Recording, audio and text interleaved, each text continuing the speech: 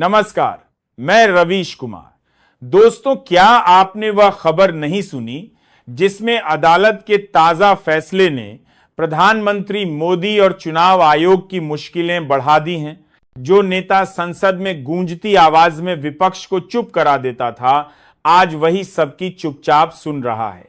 लगता है चुनाव आयोग को लगा था कि एक दिन का धरना, थोड़ी नारेबाजी, कैमरों की हलचल और फिर मामला खत्म, लेकिन ऐसा हुआ नहीं। मोदी, जिन्हें राजनीति का शतरंज का बादशाह माना जाता है, इस बार उनकी नई चाल नाकाम हो गई। सच का सूरज ढलता नहीं और अब भाजपा के कुछ बड़े चेहरे पर्दे के पीछे राहुल गांधी से हाथ मिला रहे हैं। जैसे कहते हैं, घर का भेदी लंका ढा देता है, वही मंजर है। जैसे गोदी मीडिया के प्राइम टाइम में पहले से तय स्क्रिप्ट चलती है, वैसे ही सोचा गया था कि आंदोलन थम जाएगा, विपक्ष शांत हो जाएगा और आयोग की वाहवाही होगी। लेकिन राहुल गांधी ने एक वाक्य से सारा खेल उलट दिया। पिक्चर अभी बाकी है। राहुल का दावा है कि इससे भी बड़ा धमाका आने वाला है, बस थोड़ा सब्र रखिए। यानी चुनाव आयोग भले ही अपनी कुर्सी पर टिक गया हो, लेकिन असल में यह तो सिर्फ इंटरवल था। पूरी फिल्म अभी बाकी है। पूरी कहानी हम आपको इस वीडियो में बताएंगे, मगर पहले एक छोटी सी गुजारिश, वीडियो को लाइक करें, चैनल को सब्सक्राइब करें और कमेंट में बताएं कि आप हमें किस राज्य से देख रहे हैं। दोस्तों, आज यानी 14 अगस्त को एसआईआर के मुद्दे पर चुनाव आयोग को झुकना पड़ा। राहुल गांधी पहले ही आरोप लगा चुके थे कि इसमें हेराफेरी हुई है और सुप्रीम कोर्ट की सख्ती के बाद आयोग को सिर झुकाकर गलती माननी पड़ी। आयोग का इरादा था कि बिहार चुनाव से ठीक पहले एसआईआर करवाई जाए, लेकिन यही एसआईआर उसके लिए गले की फांस बन गई। विपक्ष लगातार प्रदर्शन कर रहा है। राहुल गांधी तो पहले ही राजनीतिक एटम बम गिरा चुके हैं और अब सुप्रीम कोर्ट में आयोग को मजबूरी में पीछे हटना पड़ा। 12 अगस्त को सुप्रीम कोर्ट में उस याचिका पर सुनवाई हुई जिसमें दावा था कि 65 लाख मतदाताओं के नाम गलत तरीके से काटे गए हैं। याचिकाकर्ता के वकील कपिल सिब्बल ने आरोप लगाया कि यह गड़बड़ी इतनी गंभीर है कि एक ही निर्वाचन क्षेत्र में 12 जिंदा लोगों को मरा हुआ दिखा दिया गया। इतना ही नहीं, जो लोग मरे हुए हैं उन्हें जिंदा मतदाता बताया गया।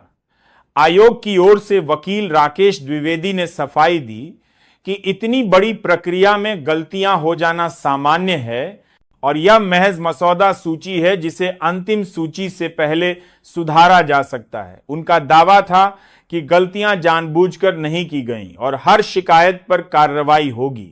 लेकिन हैरानी यह है कि 65 लाख मतदाताओं के नाम काटे जाने को आयोग छोटी मोटी गलती बता रहे कि देले को दूसरा मानदा को दिला से कई रहा है, जबकि खुद उसने यह आंकड़ा जारी किया है। विपक्ष लगातार यह डाटा सार्वजनिक करने की मांग कर रहा है ताकि पता चले कि किन के नाम हटाए गए और किस आधार पर। मगर आयोग शायद इस डर से पीछे हट रहा है कि सच सामने आ गया तो उसका खेल उजागर हो जाएगा। सुप्रीम कोर्ट में कपिल सिब्बल ने यह भी कहा कि नियमों की अनदेखी करते हुए जल्दबाजी में एसआईआर करवाई गई, जिससे लाखों नाम गायब हो गए।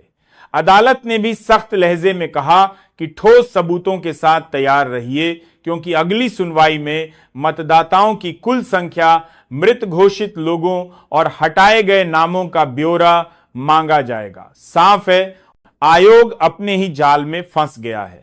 राहुल गांधी साफ कह चुके हैं कि अब वह आयोग को चैन से नहीं बैठने देंगे, वोट चोरी के खेल का भंडाफोड़ करेंगे। यह लड़ाई सुप्रीम कोर्ट के सामने है, जहां सवालों से बचना मुमकिन नहीं। अगली सुनवाई में आयोग को बताना होगा प्रक्रिया शुरू होने से अब तक मतदाताओं की संख्या में कितना अंतर आया, कितने लोगों को मृत दिखाया गया और किन के नाम हटाए गए, वह भी कागजी सबूतों के साथ।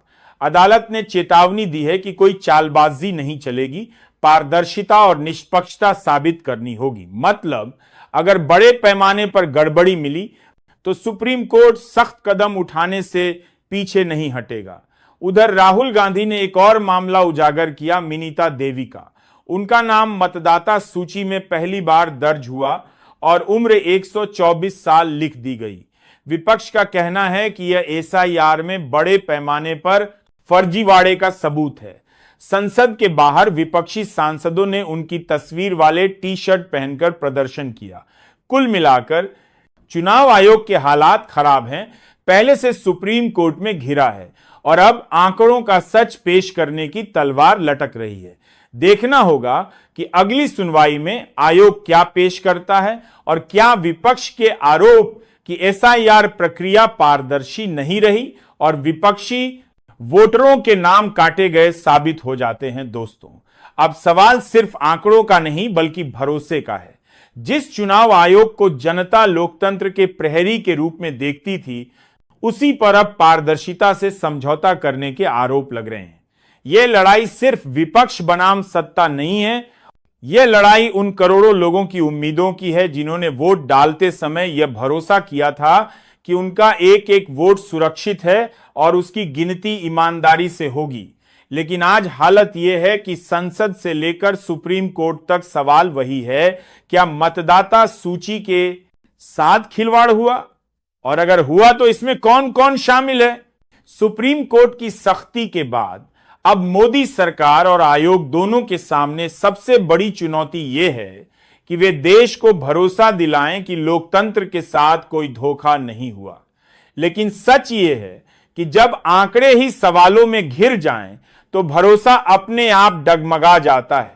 उधर राहुल गांधी और विपक्ष इस मौके को छोड़ने के मूड में नहीं है। राहुल ने साफ कहा है कि वह हर राज्य में जाकर लोगों को इस साजिश के बारे में बताएंगे, गांव गांव जाकर यह संदेश देंगे कि वोट चोरी सिर्फ एक आंकड़ा नहीं बल्कि आपके अधिकार पर हमला है। और दोस्तों, जिस दिन जनता को यह बात समझ आ गई, उस दिन सत्ता की सबसे मजबूत दीवार भी दरक जाएगी। फिलहाल अगली सुनवाई से पहले की यह खामोशी तूफान से पहले का सन्नाटा लग रही है और यह सन्नाटा बताता है कि पिक्चर का सबसे बड़ा ट्विस्ट अभी आना बाकी है। अगर यह जो अंदरूनी खींचतान है, जहां बीजेपी के ही कुछ बड़े नेता पर्दे के पीछे राहुल गांधी से हाथ मिला रहे हैं, सच में बड़े राजनीतिक बदलाव में बदलती है तो मोदी की कुर्सी हिल सकती है। यह बात केवल विपक्ष के नारे नहीं है बल्कि सत्ता के अंदर के मतभेद और अदालत में चल रहे गंभीर मामलों के कारण संभव है। कोर्ट अगर चुनाव आयोग पर सीधे चुनावी गड़बड़ी का ठप्पा लगा दे और यह साबित हो जाए कि इसका फायदा भाजपा को मिला, तो यह संवैधानिक संकट खड़ा कर सकता है जिससे प्रधानमंत्री की नैतिक और राजनीतिक स्थिति कमजोर हो जाएगी। राहुल गांधी यह लाइन बार बार बोल रहे हैं ताकि जनता और मीडिया में सस्पेंस और फोकस बना रहे। इसका मतलब यह है कि उनके पास पहले से मौजूद सबूत के अलावा और भी बड़े खुलासों की तैयारी है। पहला, एसआईआर में 65 लाख नाम काटे जाने का आंकड़ा। दूसरा, मिनीता देवी जैसी फर्जी वोटर एंट्री का उदाहरण। तीसरा, निर्वाचन क्षेत्र वार डेटा जिसमें यह साबित किया जा सके कि किन समुदायों और इलाकों में वोटरों के नाम ज्यादा काटे गए। और चौथा, उन बीएलओ अधिकारियों के बयान, गवाही जो यह मान लें कि दबाव में गड़बड़ी हुई। अगर ये सारे सबूत पब्लिक हो गए और सुप्रीम कोर्ट में पेश हो गए तो सिर्फ चुनाव आयोग ही नहीं बल्कि मोदी सरकार की वैधता पर भी सवाल खड़े होंगे। और यही वो स्थिति है जहां पिक्चर का क्लाइमैक्स सच में मोदी की कुर्सी को खतरे में डाल सकता है। विपक्ष का दावा है कि पहली बार उनका नाम मतदाता सूची में दर्ज हुआ है और यह दिखाता है कि विशेष गहन का पुनरीक्षण एसआईआर प्रक्रिया में बड़े पैमाने पर फर्जीवाड़ा हुआ है। इसी का विरोध जताने के लिए विपक्षी सांसदों ने संसद के बाहर उनकी तस्वीर वाले टी शर्ट पहनकर प्रदर्शन किया। कुल मिलाकर चुनाव आयोग के अच्छे दिन नहीं चल रहे। दूसरा दिनों वह पहले से ही सुप्रीम कोर्ट में घिरा हुआ है। अगली सुनवाई में उसे मौजूदा और पहले के आंकड़ों की पूरी रिपोर्ट पेश करनी होगी। देखने वाली बात होगी कि चुनाव आयोग सुप्रीम कोर्ट के सामने क्या डाटा पेश करता है। विपक्ष के यह आरोप कि एसआईआर प्रक्रिया पारदर्शी नहीं रही और विपक्षी वोटरों के नाम काटे गए, क्या यह सच साबित होंगे? फिलहाल दोस्तों इस खबर में इतना ही। देखना यह है कि अगली सुनवाई में चुनाव आयोग किन तथ्यों और आंकड़ों के साथ सुप्रीम कोर्ट के सामने खड़ा होता